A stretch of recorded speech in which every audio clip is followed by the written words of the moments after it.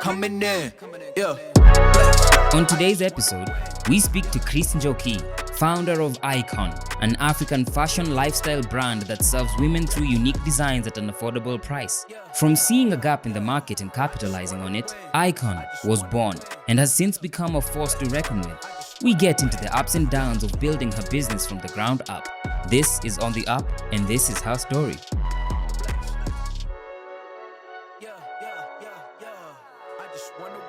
Welcome to the show, Cris Njoki. Thank you, Akil. It's nice to see you. Nice to see you too. Yeah, it's been a while, eh? Lovely. How's Corona been treating you? Recently, I mean, I'm doing it for the camera. They don't know. They don't know. Lying. No, it's just a white lie. White lie.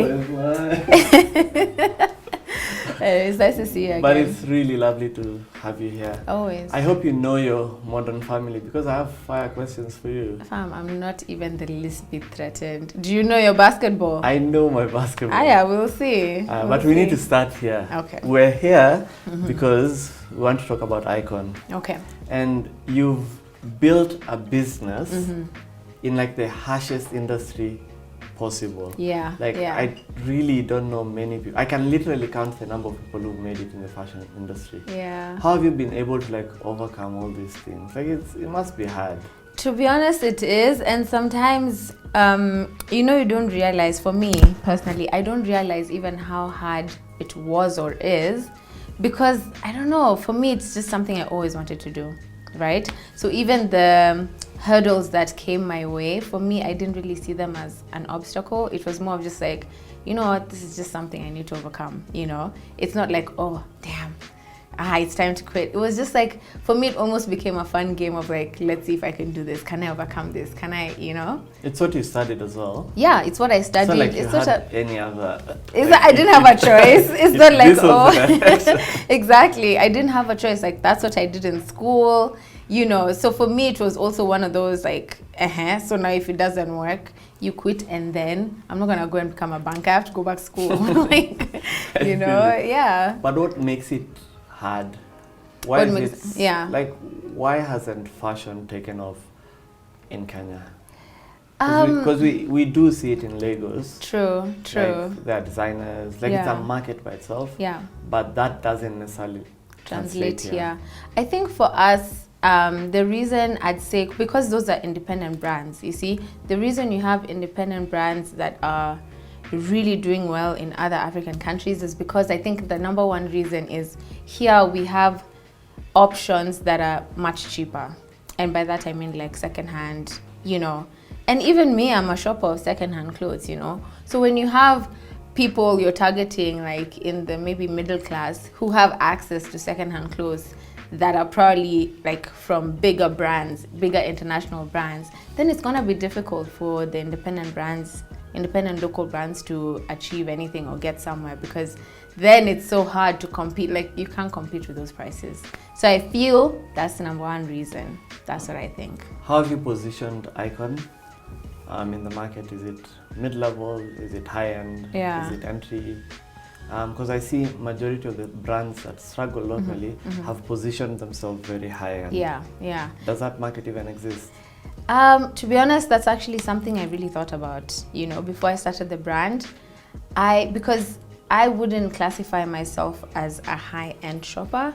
But then I'm not a high-end shopper, but then I want high-end style, right? So if I knew that even for myself at that time, it was really difficult for me to get something locally that matched what I wanted. And that's why I came up with IKOJN. So I really wanted to offer high-end style, but with mid-level pricing. And that's helped us, I think, even with the success of the brand, just being able to offer affordable fashion that's like on trend, because the people you're targeting are following international trends and international brands and international, celebrities. So you want to be able to match the sort of like style and expectation, but then you still want to keep your price point low enough to where they don't feel the need to have to rely on the secondhand or the cheaper brands. So I feel it's helped us, to be honest, Yeah, let's talk about acquiring a customer because a lot of entrepreneurs go into the market, you develop a really good product, they normally struggle at taking it to the market, and you've been able to bridge that. You have something really amazing, and you'd walk around the city and you'd actually see people wearing IKOJN. Yes, I'm sure it makes you feel really, it's the best. It's proud. The best feeling ever. To be honest, it's better than at an orgasm. Ooh. Yeah, it feels really good. Okay. Yeah. I need to get onto this. I don't know if it's the guys who need to up that game. I don't know, but it feels really good. It could be. Am I doing it wrong? Maybe I'm doing it wrong. We need to question the guys before. But it is actually a good feeling. Yeah, it's a really good feeling. How have you done that? How have you been able to like build a customer base that's loyal to IKOJN, that speaks for IKOJN and pushes the brand beyond your channels of communication? So I'd say the number one thing for us that's really helped develop that sort of customer trust is consistency. Yeah, and it's taken us a long time. The one thing that I'm very happy with the brand is that I didn't want to rush anything, right? So the brand has been in existence for about maybe 5.5 years, and we really just got our groove like on the 3rd year. You know, that's when we really felt, okay, now we're doing something, now we're getting, you know, the customers we want, and, you know, they're loyal, coming back, we're getting more. And to be honest, the only reason we were able to do that is because I was really patient with the brand. Because for me, I'd already, just knowing that that was my only option, I was like, you know what, I don't care how long it's going to take, it's going to work out, you know? So just really sticking with the brand guidelines and really pushing, you know, content, trying new things. That's another thing. You see, if you're trying to get this kind of customer and it's just not working out, I try and, you know, evaluate, okay, what are we doing wrong? How can we change this? How can we make this more suitable? Maybe get somebody who's not that, and like, okay, even if we want a certain type of customer, maybe try change the product a little bit. Maybe let's try and change how we reach out to them, how we communicate. For me, the brand became a learning curve of just being able to evolve and try new and different things all the time. A lot of iterations and patience. Exactly, because what I saw IKOJN being 3-4 years ago is definitely not where we are now. But I'm happy with where we are now. I don't know where we'll be in 2 years, but I'm really looking forward to see. And so you must have had those years or months where you're getting 1 sale a day. Yes. 3 pieces of like items moving in a week. Definitely. But you didn't give up. No, we didn't give up. You kept on. Yeah. You kept on. You became consistent. Exactly. Iteration, evolution, creativity, and it's made you get to this point. Yes. But because you've also built your personal brand alongside IKOJN. Yeah. And does that relationship work? And does it help? Yeah. Do they build on each other? I think they do, which is actually interesting you've asked, because my personal brand started way after IKOJN. So I started IKOJN first, worked on that for maybe about 2-3 years, and then I started working on my personal brand. And now they work really well together. Of course, because of many of the partnerships I've had and many of the people I've worked with my personal brand, I'm able to now then sort of pivot my clothing brand to benefit from that, you know? So I'm able to get, I think what it does is once people know that I am the one running IKOJN, they sort of get more of a trust, you know? It's more trustworthy because they're like, oh, okay, she's done this with so-and-so, she's worked with these other bigger brands. If she's on running this, you know, we trust her more. Because a lot of, especially being an e-commerce brand mostly, a lot of what customers are going through is a lack of trust, yeah? Because e-commerce is not that big yet in Kenya. People are trying to push for it. And I think with the COVID, people are seeing the benefits of e-commerce. But, you know, still they're lacking on the trust side. So as long as they're able to trust the brand and what you're going to deliver is what they see, then that really boosts the business. But like you'd see it on Twitter. What you ordered versus what you got. Delivered. Yeah. And especially in fashion, especially in fashion, dresses, definitely, like for female. Yeah. For you ladies, it's a big thing. So for us, we try and, you know, I mean, it's really easy, and like it's easy. It's sort of almost like common sense what businesses should do. So sometimes even when there's some small brands do that, where they show something but then they offer something different, it ruins it for everybody else. And it's like, just show what you're gonna offer. It's really not that difficult. You know, everyone's trying to make a quick buck, but how quick is it really? You know? So you make your quick cash and then no one ever wants to work with you again. There's an argument also that some dresses are made for certain people. And you might not have the body structure or the height or all those things. Or even the ambience of where the photo is taken. And you saw that with a friend of yours recently. Happening online. And I'll take you back a little. You mentioned working with the brands, the big brands. It does help with some validation. Yes. Because over time you've worked with Dove, Nivea, Beef Eater, and recently Guinness. I don't know how that works out. House 13. Yeah, that. How far does it go into validating everything else that you're building? You know, for me, I think the biggest thing is, number one, when I started working on my personal brand, I didn't even think it would get to the point where I'd be working with other brands. I think for me, I just wanted to show, you know, sort of like a different side of me. Not even a different side, I just wanted to show my side, you know, of just me, you know, and it was just sort of like, and I wanted to build it up to the point where I could get to the situation where I was maybe even showing people that, you know, building a brand is possible, or following your dream is possible, you know. So even when I started my personal brand, it wasn't like, oh, I'm waiting to work with so and so and so and so, but it came later and I was like, oh my gosh, this is cool, you know. And it goes a really long way because a lot of these brands are international brands, right? So if somebody's on the outside looking in and they see me working with an international brand, and then they know I have my own brand, they're like, you know what? I can bet on that bitch. Yeah. And I bet on myself, so yeah, you better bet on this bitch. I love that energy. Yeah. I really love that energy. Yeah. I see people here who love it. Love that energy. Yeah. Cris, you've constantly evolved this brand. Yeah. But from the beginning, like what lights that creativity? Like where do you draw that inspiration from? Consistently, and over time? Well, okay, that's always a difficult question for me because, you know, most artists will be like, oh, from the nature, you know, from trees or from whatever.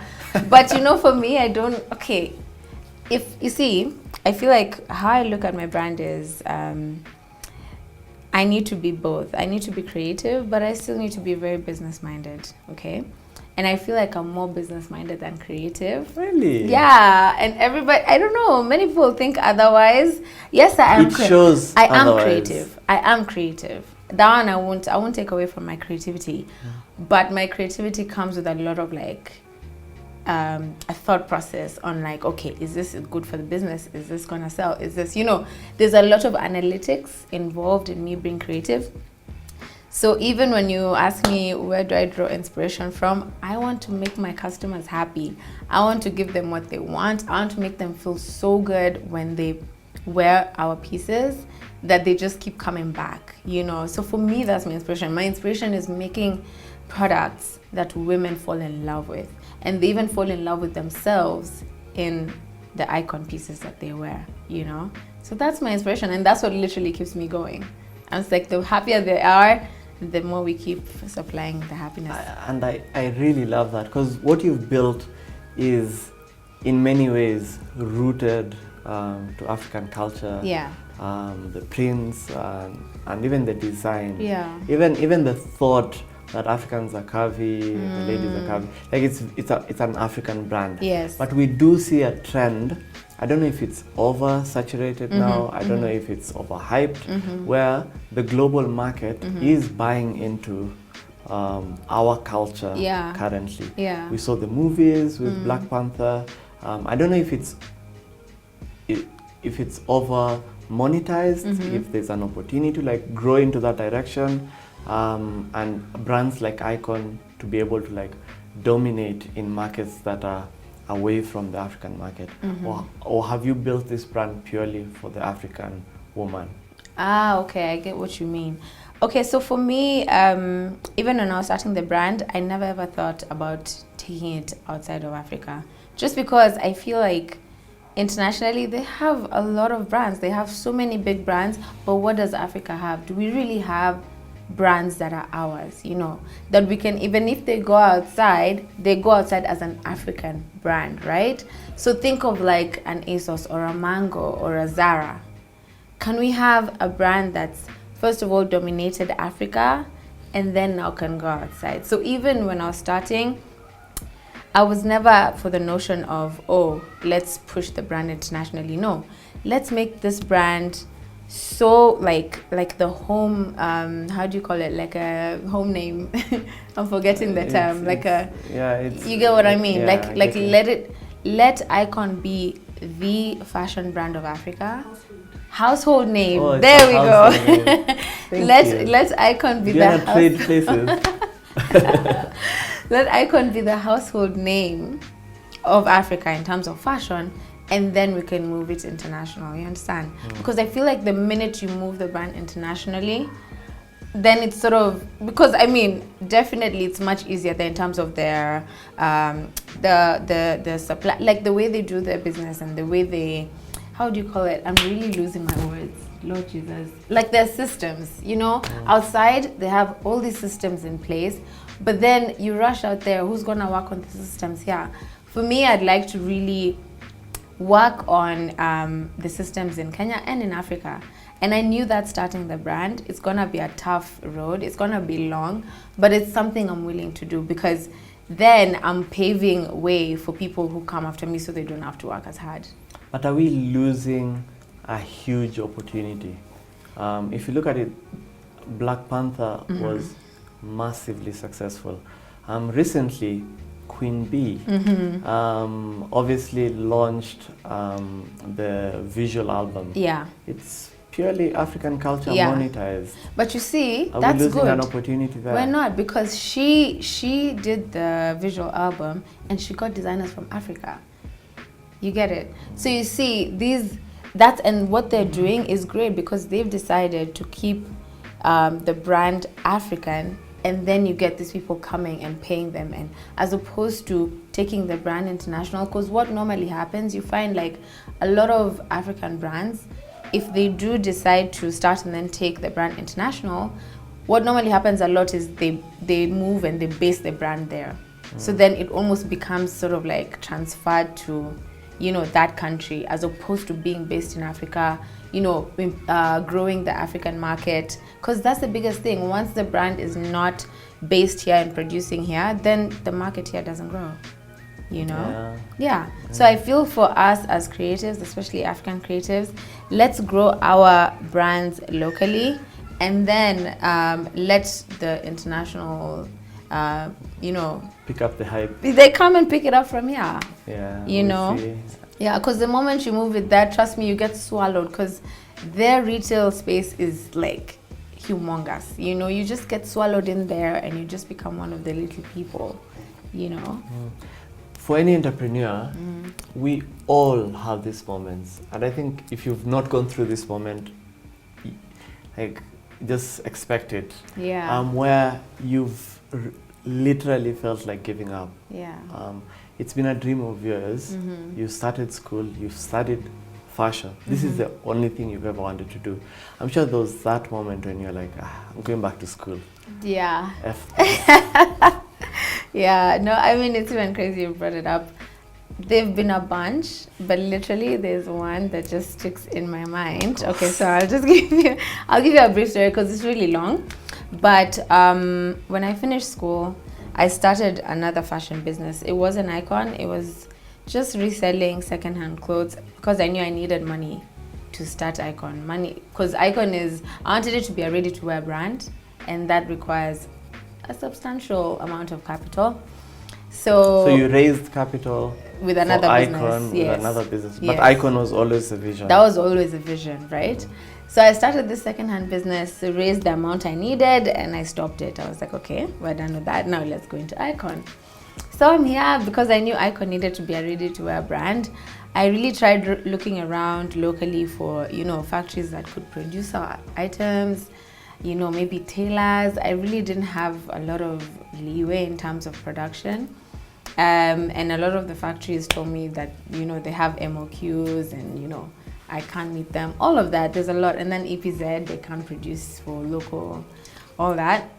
And in my mind, I just got really tired. I was like, you know what? I'm going to take my ass to China and I'll go and produce from China. So I went to China there, you know, got an interpreter, everything. And, you know, we were literally going from factory to factory. And I was like, I don't know why my dumb ass thought I'd get smaller MOQs here, because now it was on another level, you know, like 10,000, 20,000 pieces. And, you know, I remember, I think I was there for maybe like 7-8 days. And I literally got a factory on the last day. And it wasn't, even the MOQs were not that small, they were still pretty big, but at least it was something I could do, you know, something we could achieve. I was gonna have to spend all of my savings on it, and I literally just did that, paid the deposit, and they said it'll be ready in a month. I had my interpreter sort of like be my go-to person to go and always check up on things and make sure everything is cool. But you know, there's only so much you can do like via WhatsApp. So she'd send me like videos and pictures of her wearing. And yeah, I was told, you know, they'll be ready in a month. Once they're done, you pay off the deposits and literally you'll get them at your doorstep. I was like, cool. So I remember even the day they were coming, I was so excited. I was so excited. And in my head, I was like, guys, you know. And at this point, by the way, I came back, because I remember I came back and I had a month. I hadn't registered IKOJN anywhere. No one knew about the brand, nothing. We didn't even have a Facebook page, nothing. So during that month... The name was IKOJN though? Did I even have a name? Yeah, the name was IKOJN. At least I had a name. I came up with the logo in a shop in China, literally, because I needed to create the tags. So I was just like, okay, just give me a pen and paper. And I did the thing. And I was like, okay, print this. We need small, medium, large. And that's the logo we have till now? No, it's evolved. Yeah, but it's the same logo on the clothes. That one stayed, right? And I remember doing it. So yeah, fast forward, the day the clothes are arriving. I was really excited, and you know, they told me that the stuff was landing in Kenya, so I needed to pay the deposit, the remaining cash. I paid everything. So at this point now I have no money, right? So the stuff comes, I couldn't, like, I was just shaking from excitement. And I remember they came in like 3 large boxes, like super big, like almost my height. And I remember opening and I picked out the first item and I was like, what the F? It was nothing what we agreed. Oh, the fabric was shit. Goodness. The finishing was so horrible. Literally, the item felt like polythene. Like it felt like paper.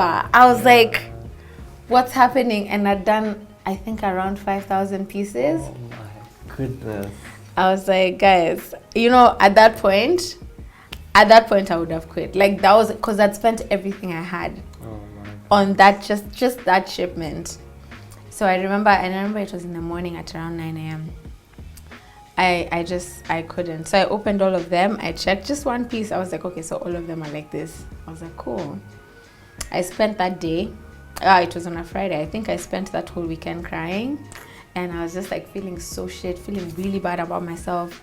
And you know what? Like on Monday morning, I was like, you know, I could look at this and quit and then maybe go do something else. But this is what I really, really enjoy. And I'm even lucky that I've been able to find something I enjoy so early in life. And I just, you know, I just decided at that point, you know what, fuck it, I'm not going to let this stop me. I'm just going to do something and, you know, let's just move forward. So I was lucky that during my trip there, I bought some fabrics here and there. And I just took those fabrics, created an entire new collection. I remember I did that collection by myself, by hand. And I took pictures, created a lookbook. I did all this within a span of, I think, 2 weeks. I did the pictures myself for the lookbook. I think my model was like my sister's friend or something like that. created a lookbook, sent out the lookbook by email to everybody I knew in the industry. And then one person picked it up, they liked the stuff, they put it online, and then they got sales, and then we just started like that, and then we got here, So literally IKOJN started from like me doing some collection by myself in like, it was crazy. And now you're fully developing locally. Yeah, so now we're fully developing locally. That was the first and last time I did anything out of the country. And it was a big lesson for me, because as much as we see the thrill of things happening outside, what I forgot was you're not there to monitor. The thing with developing and producing locally is you're there and you can see progress. You can change small things on the fly. If you don't like, even small details, you can just say, let's scrap that, do this, And that's such a big part. And even in terms of customer reaction, like how you react to your consumers, if you put something in the market and you're seeing in 1 week it's not getting the response you wanted, you can immediately change it and, change a detail, change something. If you see people are liking it, you can say, okay, fine, let's amplify production, let's do a lot more, When you're doing that outside the country, it's really difficult. So, I mean, that was a really big, But what's your advice for someone who has an idea and still wants to go to China? I think go for it. Like if you know that you're able to, because the biggest thing is quality control. Yeah. If you know you're able to control the quality of the products that you're going to get, go for it. Because for that, the labor is much cheaper. You get probably even the people there are more skilled in terms of trends and even newer methods of finishing or producing products, whatever. The only thing I'd say is, if you really do care about growing the industry here, I'd advise you to just stay here, because we do have potential, but then it can only work if we all come together and have the same vision and do the same thing. Yeah. I really love that.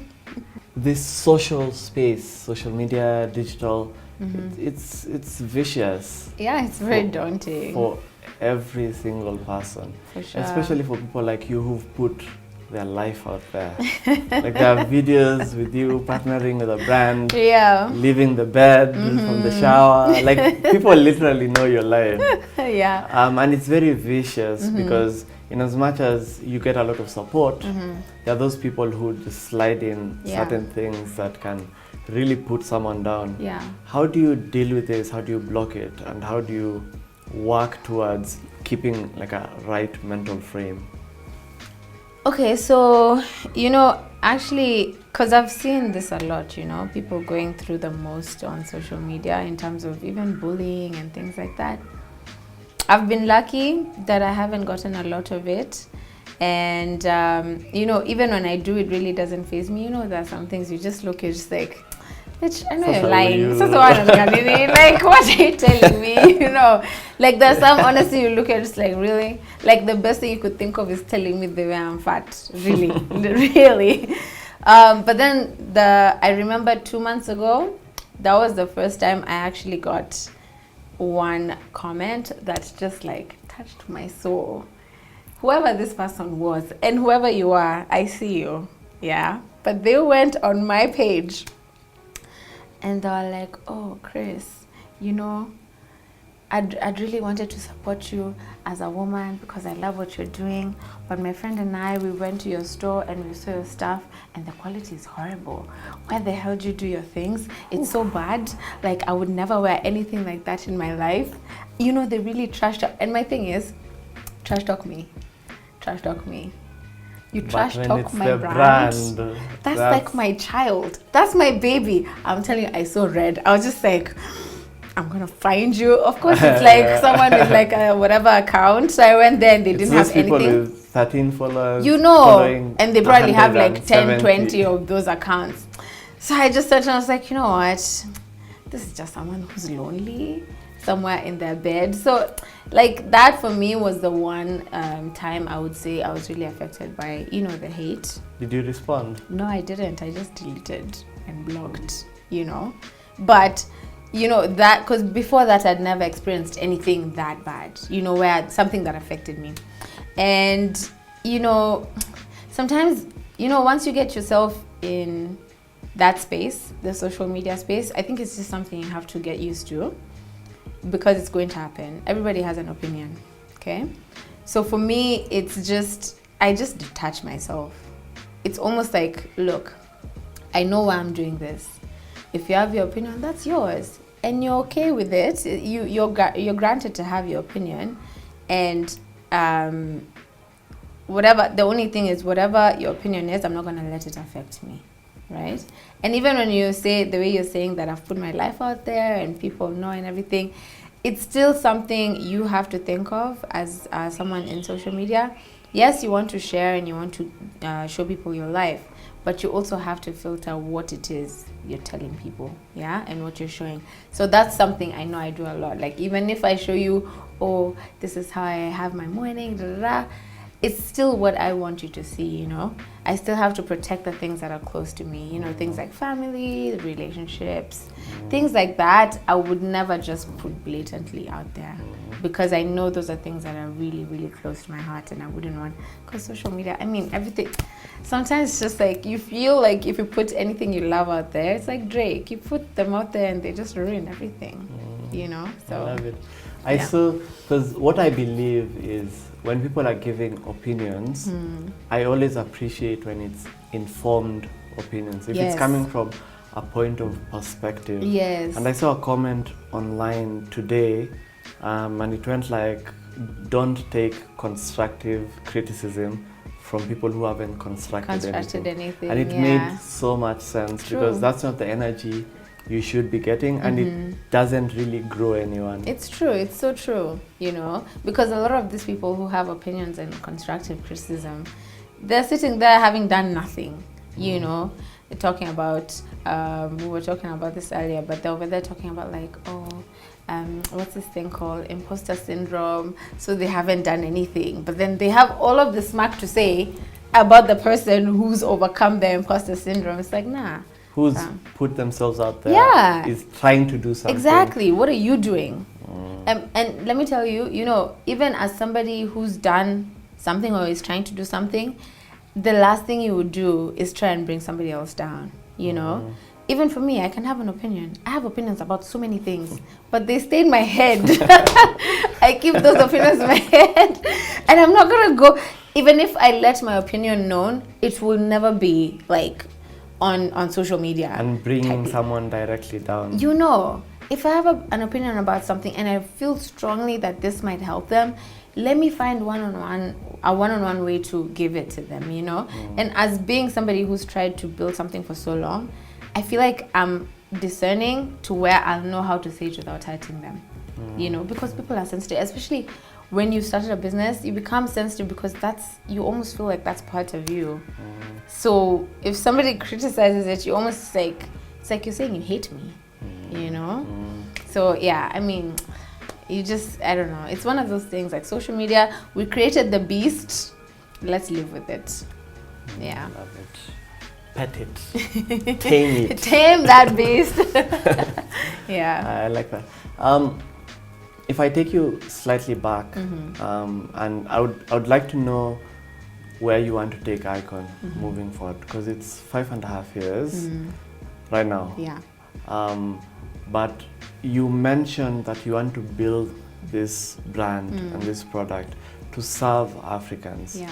But we exist in an African market that is very, there's a lot of borders. Yeah. If you want to sell your product to Uganda, the price wouldn't be the same, because before you go through customs, taxes, foreign exchange, because it's different currencies, and even the mentality or the purchasing power that a market would ideally have. And you're looking at that's our neighbor. Yeah.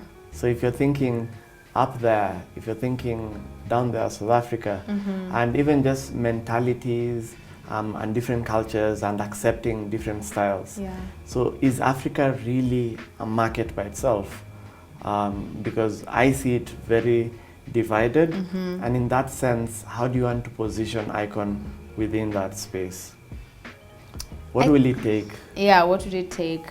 I think, to be honest, because I hear what you're saying, I mean, it's really difficult breaking into a new market, you know, as a Kenyan brand, trying to get into, you know, maybe Rwanda, UGTZ, whatever.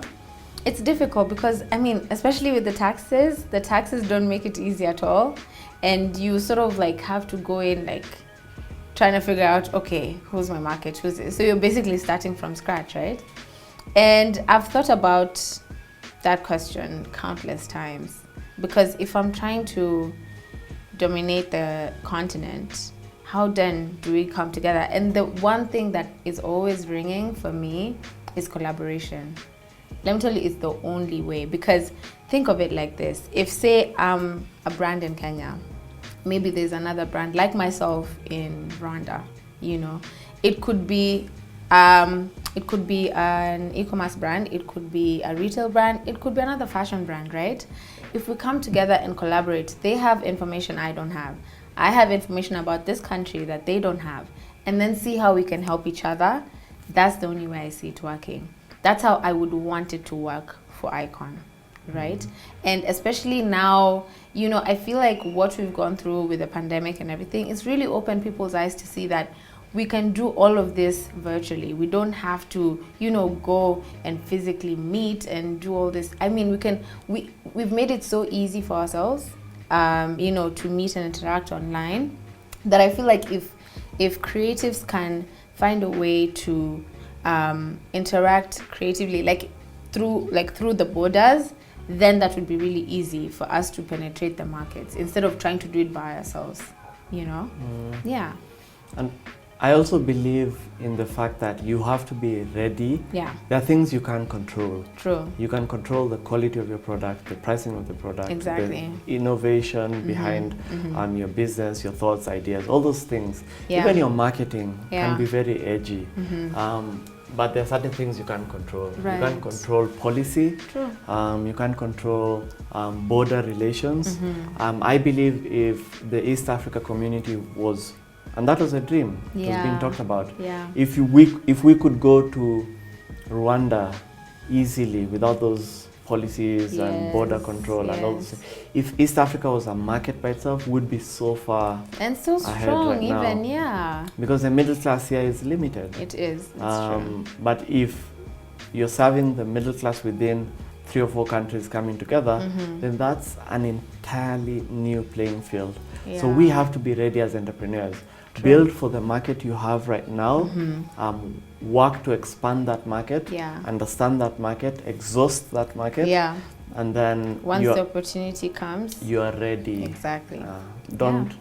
It's not advisable to just sit on your ideas thinking, I'll only sell to I'll wait when it's 3 million Kenyans. Exactly. Yeah, no, that's completely right. I agree with that. True. Yeah, I'm really wishing IKOJN becomes that one brand or among the brands that are able to like transcend the Kenyan market. Thank you. Because I believe in your product. Thank you. I believe you've done a really great job with the product and the brand as well. Yeah. I'd like you to leave the audience with the inspiration or the idea behind IKOJN, because the name. Yeah. Because so many people mispronounce it. They really do. And butcher it, actually. Hey, they really do. I've had every type of like spelling out there. I've had IKOJN, IKONJ, you know. I joke, like I've had everything. And I'm just like, guys, okay, I know it's not that easy, but I mean, we try and make it, I don't know, maybe we're just, our communication maybe is not the best, but we really try and like, you know, even put phonetics there for people to know. But guys still, you know, they can't let go of the J. I think the J, guys see the J, they're just like, Jameni. Jameni and Tracy. But yeah, I'd like to say the name came from, it's actually my name backwards. Yeah. So my second name is Njoki. So IKOJN is basically just flip it around, you get IKOJN, and then the J is silent. Yeah. So it's supposed to mean like, it's supposed to give you the feeling of like when you wear our products, you feel like an icon. We want you to feel like you're iconic, you know, with what you're wearing, what you put on. We want you to feel, you know, iconic. So that's That's where the name comes from. I love it. Yeah. Nice to have you on the show. Nice to have you too. It was lovely. Actually, nice to have you too. Nice for having me. I feel like I'm done running this You're thing. the one. Thanks for coming, Akil. You're welcome. You You're can welcome. exit stage left. No, I mean, thank you so much for having me. This has been nice. Love it. Yeah. So when are we doing this Modern Family? I have time. Yeah. I just wanna win. I just wanna win. Coming in. Yeah. Ay, coming in. Let's see how much Cris understands her modern family. Oh God. I'm ready. They're easy. Okay. What's the name of Cam's clown alter ego? Sure, I know it. What's his name? Give me. What does it start with? The first letter. First letter. I don't know the answer. So there's S. How do you One not starts know? with S. There are 3 options. I don't know the answer. Oh, there's 3 options. There's one starts with an F. Fizbo. Okay. Let it be known that she's taken half of the time, so No. I only have one more question for her. Ah, come on! That's unfair. Phil and Claire often role play as this couple on Valentine's Day. Which couple? Nani, Juliana, and Clive Bixby. Oh my goodness. Why would you know that? I love the show. What do Phil and Claire offer Luke as a prize for staying away from electronics for a week? Okay, wait. For staying away from electronics, he gets. Give me just hint. Just give me a hint. I wouldn't know. Is it one word? No, it's something. Like an action? Yeah, like a necklace and like that. Oh, it's an actual item. Mm. I've really forgotten. Oh God, this is why. Claire is ecstatic when Phil's birthday coincides with what event? With the Chinese acrobatics. No? It's not part of the options. Give me the options. iPad release day. iPad Comic-Con. release day. iPad release day. Why would you Okay. have options if you can't give me? I am the captain. Yeah. When you're, I set the questions. iPad release date. Where did Phil and Claire meet? Where did they meet? Mm. What? This feels like something you should know. Yeah, I feel like I should know it as well. They met Where did Jay and Gloria meet? at a diner. Yeah. Where did Mitchell and Cameron meet? At a house party game thingy, like they were playing house games, board games, yeah. Okay. She knows her shit. Cool, are you ready for yours? So easy. Mine were easy. Yeah, yours are pretty easy. But you should have known the answer, so you give me hints. Me, I'll give you hints. I'm number 1 at giving hints. I love giving hints. But this is so easy, you'll guess everything. Okay, are we ready? We're ready? Yes. Okay. So it's your turn, Akil. You said you know a lot about basketball, yeah? You ready? Sawa. Question number 1. How high is the regulation goal in the game of basketball in feet? How high is the regulation basket. goal? Regulation goal, me, I don't know What's what that that? means. I don't know 10 basketball. 10 feet. 10 feet, yes. Okay, yeah, that's the length of the rim. See? Okay, cool. Question number 2. What is it called when a person takes too many steps with the ball without bouncing? Traveling or Got it. Yes, walk. traveling. 3. What was the largest jersey number that a player had in 2005? 99? Close. 8? No. 100? No. I 2 don't know. digits. 91. Oh, I didn't know. 91. Okay. Number 4. When basketball was first made, what was used as the goals? I don't know my history. Peach basket. Okay. Don't tell me the answer. I don't tell you the answer. We'll Okay. know later. Okay. With drama. Okay. A flagrant foul is a dash. Flagrant foul. I know what a so there's flagrant 1 and 2. It's when you hit someone on the face. Like It's like What is that type of foul? What is it? It's a personal foul. It's a like it's a foul. Too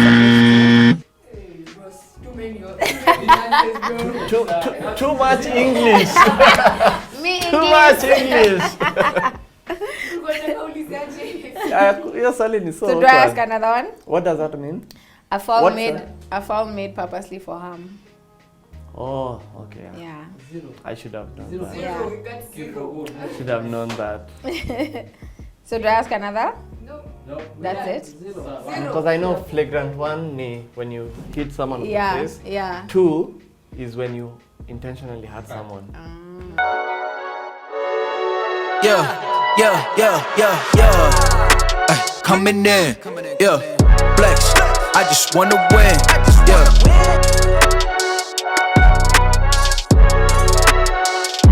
Flex, yeah. I just wanna win, I just wanna win. Ay, coming in, yeah. Ay, coming in.